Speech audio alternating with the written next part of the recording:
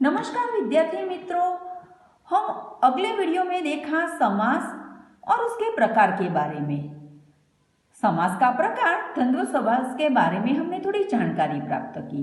अब दूसरा समास द्विगु समास के बारे में थोड़ी जानकारी प्राप्त करें। तो उसकी परिभाषा देखें तो कुछ सामासिक शब्द संख्यावाचक शब्दों की सहायता से बनते हैं। ऐसे समासों को द्विगु समास कहते हैं।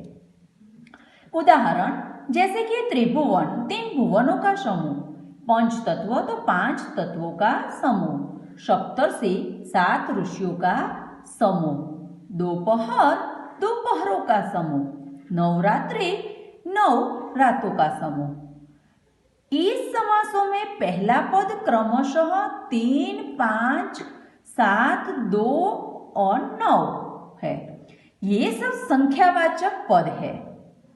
उनके दूसरे पद में रूप में क्रमशः त्रिभुवन, तत्व, ऋषि, पहर और रात्रि संज्ञा पद आए हैं। इसी तरह संज्ञा के आगे जो पद है उसे संख्यावाचक भी कहते हैं और संख्या और संज्ञा के साथ जो समास बनता है उसे द्विगु समास कहते हैं।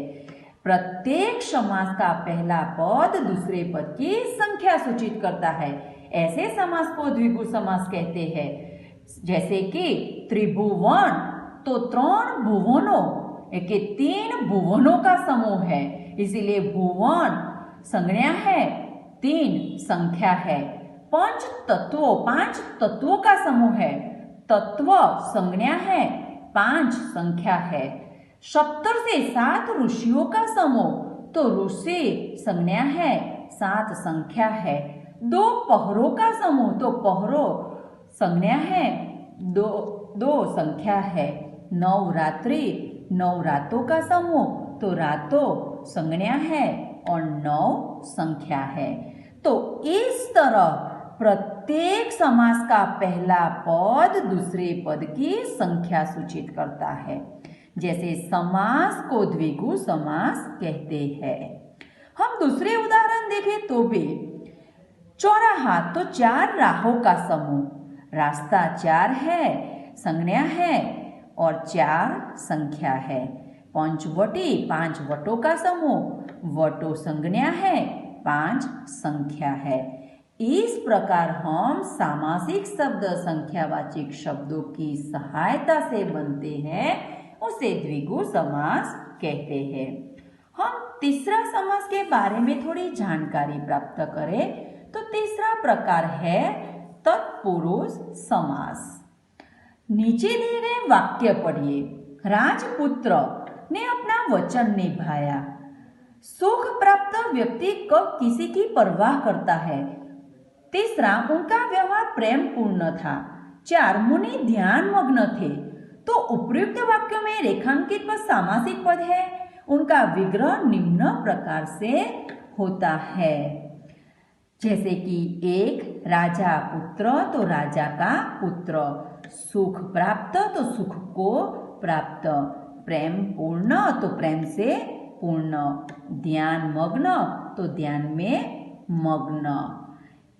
इन समासों के विग्रह में का, की, को, में से इन कारक विभक्तियों का प्रयोग हुआ है और जब का विभक्तियां का प्रयोग होता है तभी तत्पुरुष समास का विग्रह बनता है। जैसे कि का और की विभक्ति संबंध की है, को विभक्ति कर्म की है, में विभक्ति अधिकरण की है और से विभक्ति कारक की है। तो विग्रह द्वारा जाने राजा का पुत्र तो का विभक्ति संबंध कारक है, सुख को प्राप्त तो को विभक्ति कर्म कारक की है, प्रेम से पूर्ण तो इसमें से विभक्ति करण कारक की है और ध्यान मग्न तो ध्यान में मग्न, इसलिए में विभक्ति अधिकरण की है। इसी तरह हम तत्पुरुष समास का विग्रह विभक्तियों द्वारा ही कर सकते हैं। तो सामासिक शब्दों में इन विभक्तियों का लोप हो गया है। जैसे कि हम दूसरी परिभाषा से भी जान सकते हैं। ऊपर जो सामासिक शब्द दिए गए हैं इनके पहला पद गौण और दूसरा पद प्रधान मुख्य है। तथा पहले पद की कारक विभक्तियों का लोप हुआ है, ऐसे समासों को तत्पुरुष समास कहते हैं। हम तत्पुरुष समास जानने के लिए उसके विग्रह को ध्यान में रखेंगे कि दूसरा पद प्रधान है और पहला गौण है कि राजपुत्र।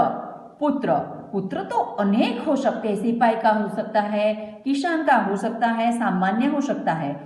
इसीलिए हम पुत्र प्रधान है, लेकिन गौण यानी कि किसी भी हो सकता है। इसीलिए इस तत्पुरुष समास की व्याख्या में सामासिक शब्द दिए गए हैं। उनमें पहला पद गौण और दूसरा पद प्रधान यानी कि मुख्य होता है, और पहले पद की कारक विभक्ति का लोप हुआ है, ऐसे समासों को तत्पुरुष समास कहते हैं। चौथा समास है अव्ययी भाव समास। नीचे दिए गए वाक्य को पढ़िए। मैं यथाशक्ति अपनी सहायता करूंगा। दूसरा, उसने आजन्मदिवस की सेवा की।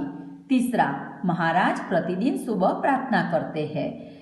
उपयुक्त वाक्यों में रेखांकित शब्दों में पहला शब्द अव्यय है और पूरा शब्द अव्यय के रूप में प्रयुक्त हुआ है। ऐसे सामासिक शब्दों को अव्ययी भाव समास कहते हैं। पहला शब्द यानी कि यथा, आ और प्रति। तो शक्ति तो यथा, जन्म तो आ और दिन तो प्रति। पूरा वाक्य बनता है तभी अव्ययी भाव समास बनता है।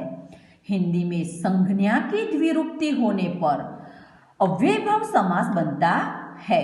रोम रोम, दिन दिन, घर घर, तो रोम संज्ञा है, दूसरा भी रोम संज्ञा है। इस तरह दिन दिन, घर घर आदि संज्ञा है, और संज्ञा के आगे जो शब्द लगाया जाता है उसे अव्यय कहते हैं, और संज्ञा और अव्यय के दोनों को मिलाकर ही अव्ययी भाव समास बनता है। हम अव्ययी भाव समास के विग्रह को देखें तो उपयुक्त सामासिक शब्दों का विग्रह निम्न प्रकार से होता है कि यथाशक्ति, शक्ति के अनुसार, शक्ति यानी कि संज्ञा, इसी शक्ति की यथा, यथा यानी कि अव्यय, तो यथा शक्ति है तो शक्ति के अनुसार। आजन्म, जन्म संज्ञा है, आ अव्यय है, इसलिए जन्म तक। प्रतिदिन, प्रत्येक दिन, दिन यानी संज्ञा, प्रति यानी अव्यय, इसीलिए प्रत्येक दिन। रोम रोम, तो प्रत्येक रोम, रोम संज्ञा और प्रत्येक अव्यय। दिन दिन, तो प्रत्येक दिन, यानी कि संज्ञा के साथ आगे जो शब्द होता है उसे अव्ययी भाव समास कहते हैं और अव्यय के रूप में प्रयुक्त होता है। ऐसे सामासिक शब्दों को भी अव्ययी समास कहते हैं। हम थोड़े कुछ उदाहरण देखें तो यथाशक्ति यानी कि विधि के अनुसार, प्रति वर्ष यानी कि प्रत्येक वर्ष, आमरण यानी कि मरण तक, इसमें यथा, प्रति और आ तीनों भी अव्यय है। विधि, वर्ष और तक यानी कि मरण यानी कि ये संज्ञा है। इस प्रकार अव्ययी भाव समास बनता है। बाकी के 3 समास हम अगले वीडियो में देखें।